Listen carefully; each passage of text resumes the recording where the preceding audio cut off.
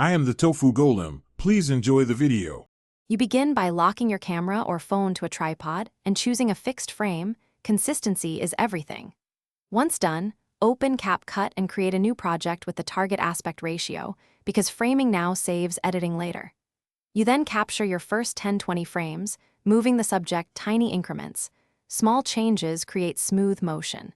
Make sure to shoot with consistent lighting and manual exposure if possible, since flicker ruins stop motion. Start simple. 5 to 10 seconds of movement proves the method.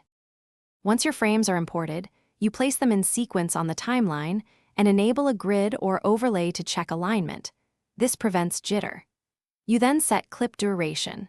Convert each still into the correct frame length so the timeline plays at 12 to 24 frames per second, depending on desired smoothness. Make sure to use Capcut's batch edit tools to crop and color correct multiple frames at once. Uniform exposure and white balance reduce flicker and keep motion believable. Review playback, adjust timing. You finish by refining timing and adding subtle polish. Duplicate a layer at low opacity as an onion skin guide for last micro adjustments, because that eases continuity. Once happy, apply slight motion blur or speed ramps to cell movement and export with H.264 at 24 FPS for broad compatibility. If playback shows flicker or jitter, make sure to recheck exposure consistency. Use Capcut stabilization or replace problem frames. If needed, reshoot a short sequence.